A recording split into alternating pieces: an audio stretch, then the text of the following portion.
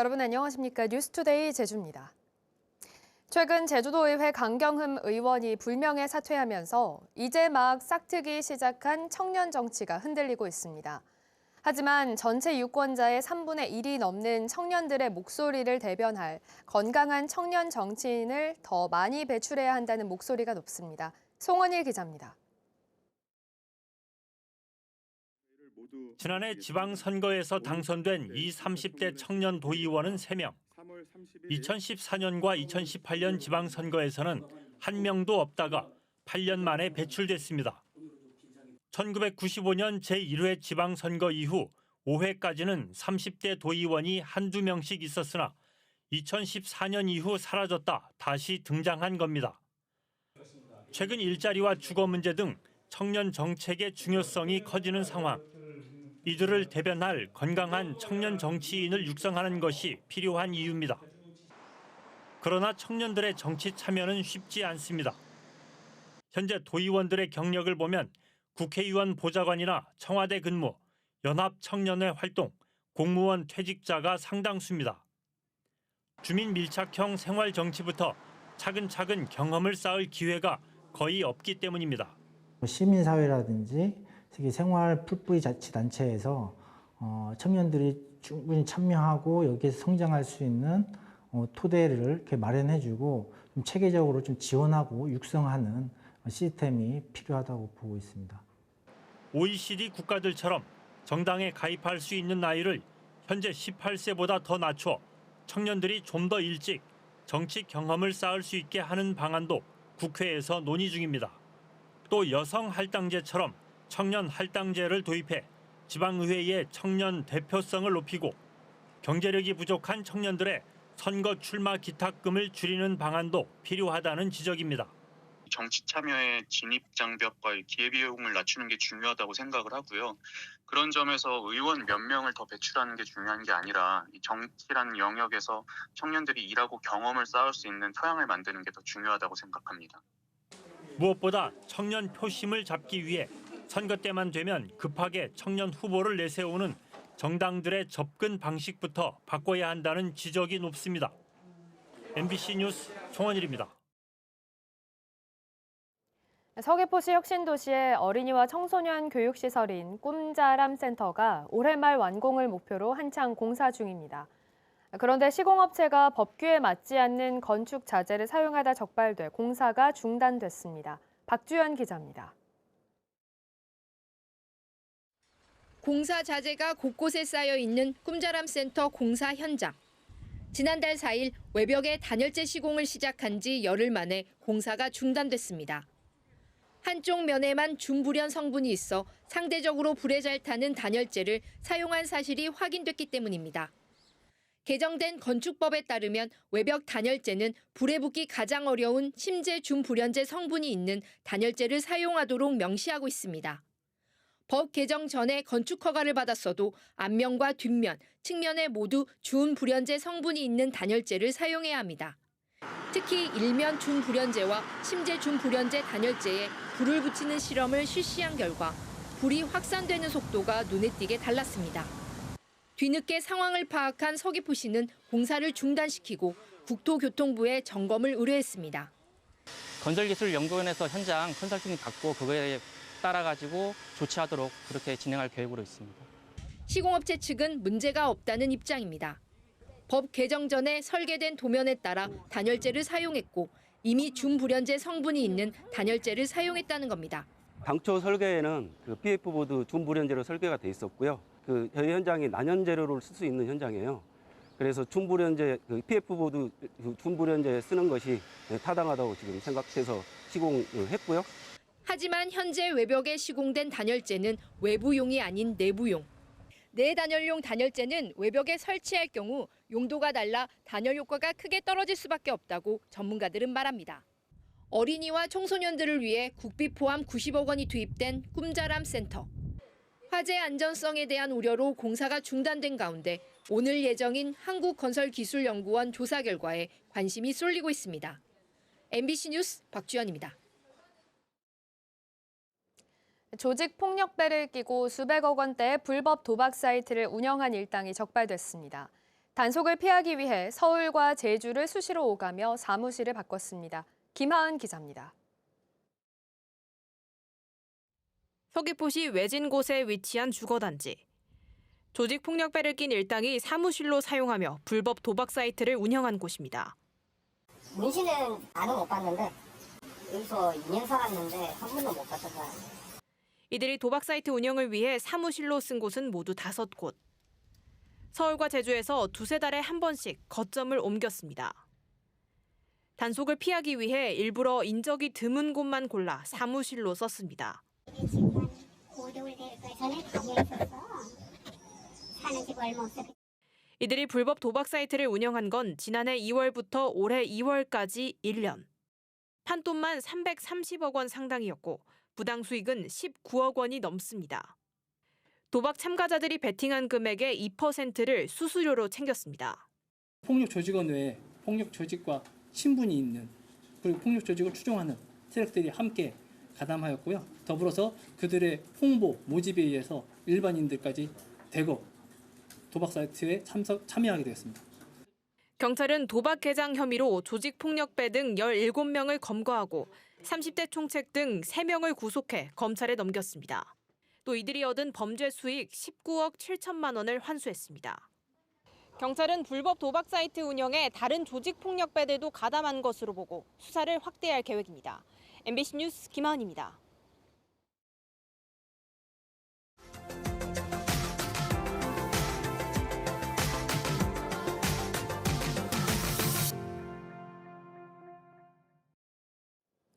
요즘 같은 피서철 주요 관광지엔 인도 위에 차를 대는 이른바 개구리 주차를 쉽게 볼 수 있습니다.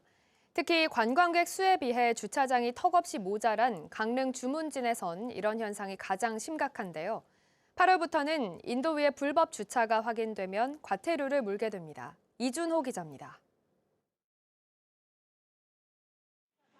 강릉 주문진 수산시장 주변의 왕복 2차선 도로 400m 넘는 양쪽 보행로 위로 50대 넘는 차가 줄줄이 주차되어 있습니다. 이렇게 경찰 지구대 바로 앞에 있는 인도위까지 차량들이 빼곡히 들어차 있습니다.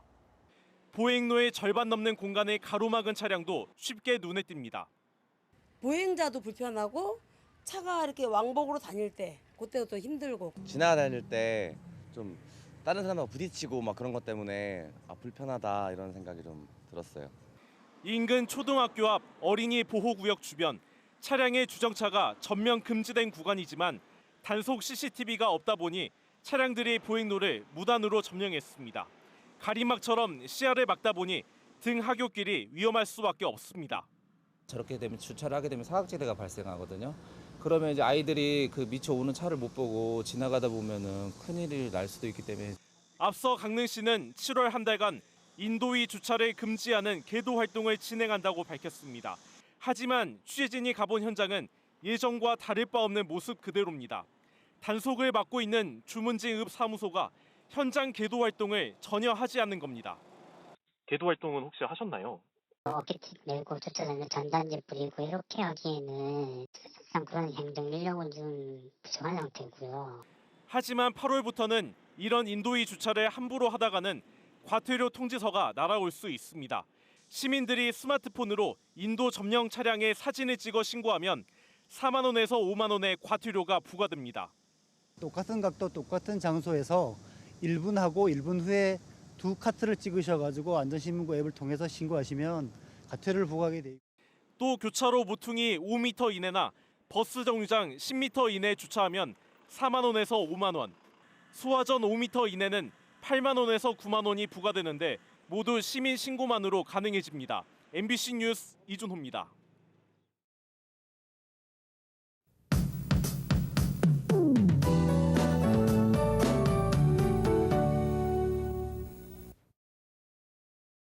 요즘 밤낮으로 이어지는 폭염에 너무 힘드시죠?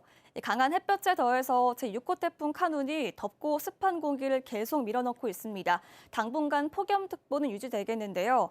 제주 산지를 제외한 제주 전 지역에 폭염특보가 발효 중입니다. 폭염경보가 내려진 북부, 서부, 동부 지역은 낮 체감 온도가 35도를 웃돌면서 더 무덥겠습니다. 수분 섭취 자주 하시고 건강관리 잘 해주시기 바랍니다. 오늘도 자외선 지수가 매우 높은 정도까지 오르면서 자외선이 무척 강하겠습니다. 이 볕에 의해 달궈진 공기가 대기를 불안정하게 만들면서 소나기가 오는 곳이 있겠는데요. 주로 남부와 동부, 산지를 중심으로 5에서 60mm 정도의 소나기가 예상됩니다.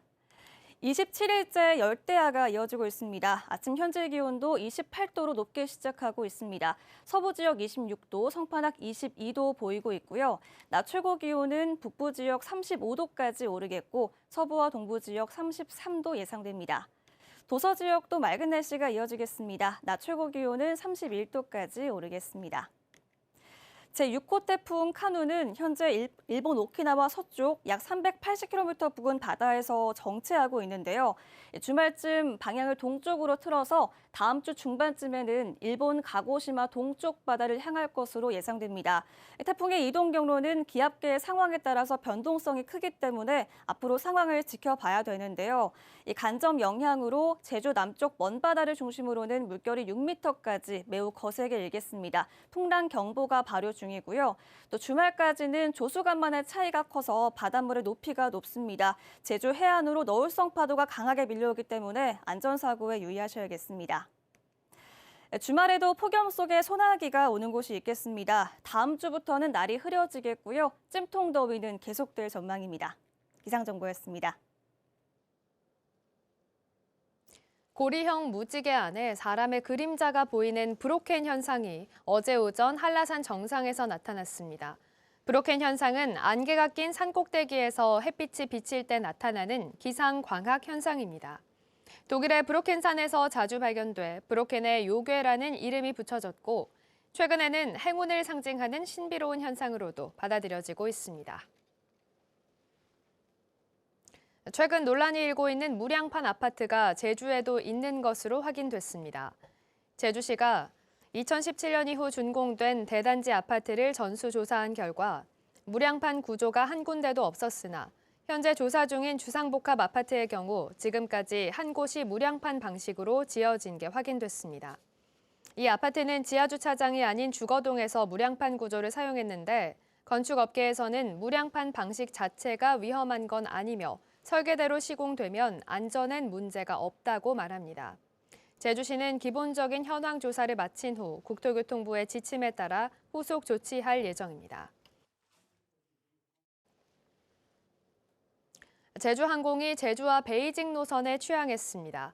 제주와 베이징 노선은 매주 월, 수, 금요일 새벽 시간대에 왕복 운항하는데 제주항공이 제주발 국제 정기 노선에 취항한 건 지난달 마카오 노선에 이어 이번이 두 번째입니다. 제주항공은 올 들어 중화권 입국자가 꾸준히 늘어나고 있다며 이 지역의 공급을 확대해 여객 수요를 흡수하겠다고 밝혔습니다. 교래 자연휴양림 곶자왈 숲길이 산림청이 국토녹화 50주년을 기념해 주최한 제2차 걷기 좋은 명품 숲길 경진대회에서 2위에 올랐습니다.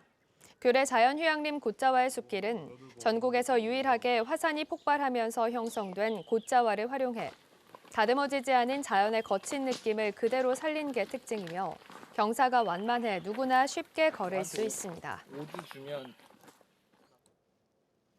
제주도 감사위원회가 직원의 징계 수위를 임의로 낮춰준 제주사회서비스원에 대해 관련 자료 제출을 요구했습니다.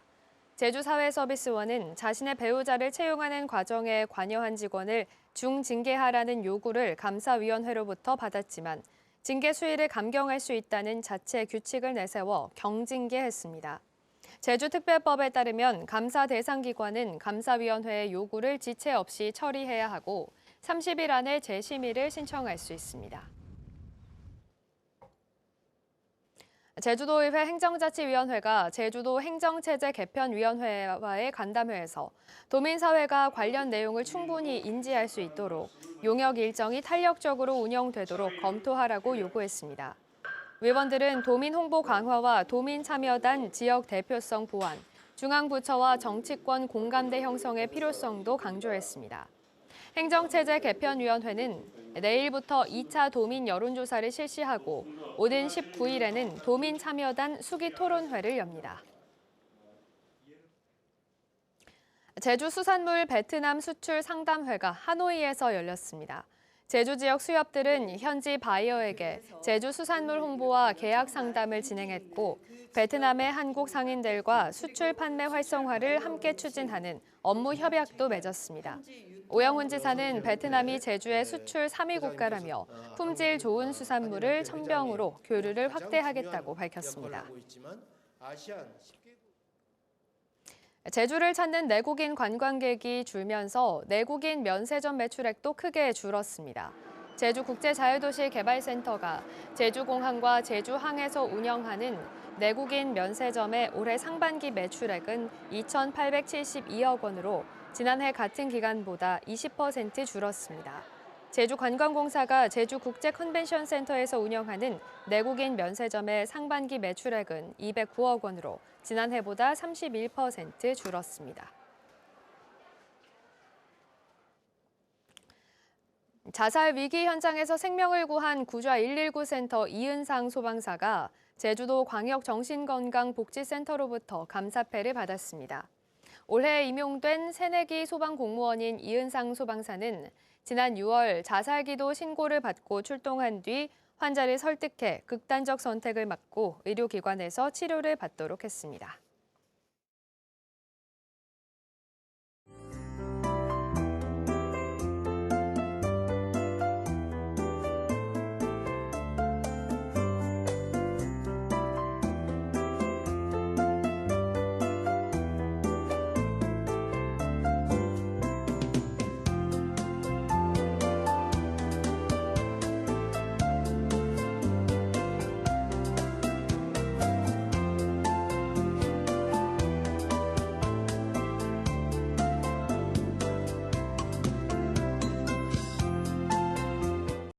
뉴스투데이 제주를 마칩니다. 여러분 고맙습니다.